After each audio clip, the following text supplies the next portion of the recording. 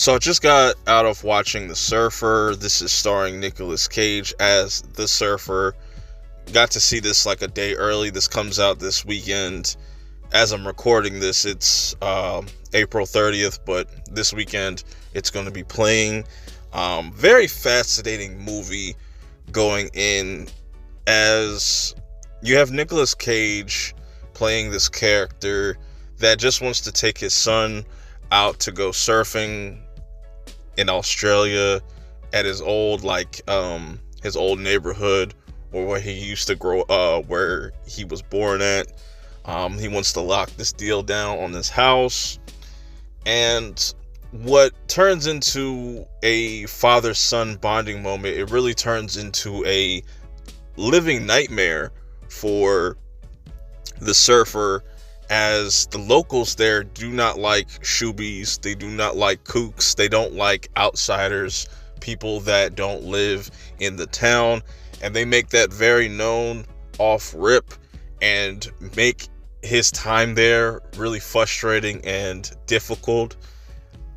But what I like about this movie, other than it's really well shot, is just the psychological aspect to it, where as the movie goes on and on, it just gets progressively worse and worse for the surfer, to where he kind of reflects another character. I'm not going to spoil what that is, that you see during the movie, and you see this surfer kind of cult ran by this guy. He's almost like an Andrew Tate type of character, if that's like the best way I can kind of like describe it. And this guy's just living the life.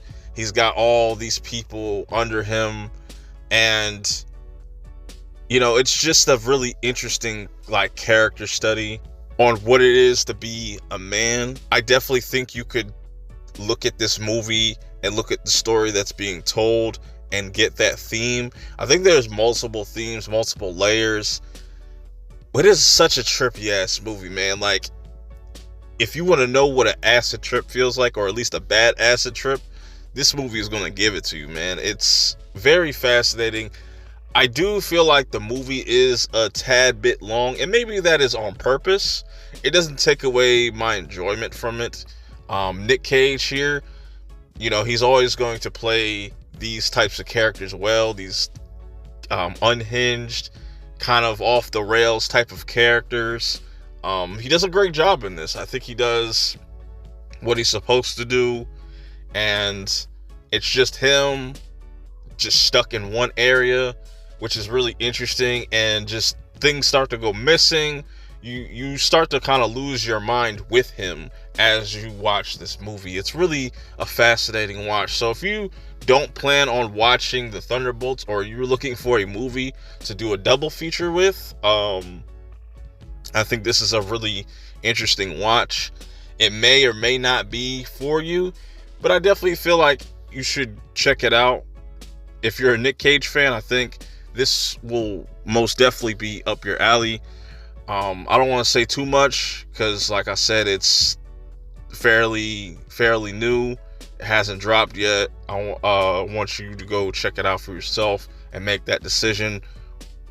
But until next time, I will see y'all in the next one. Peace.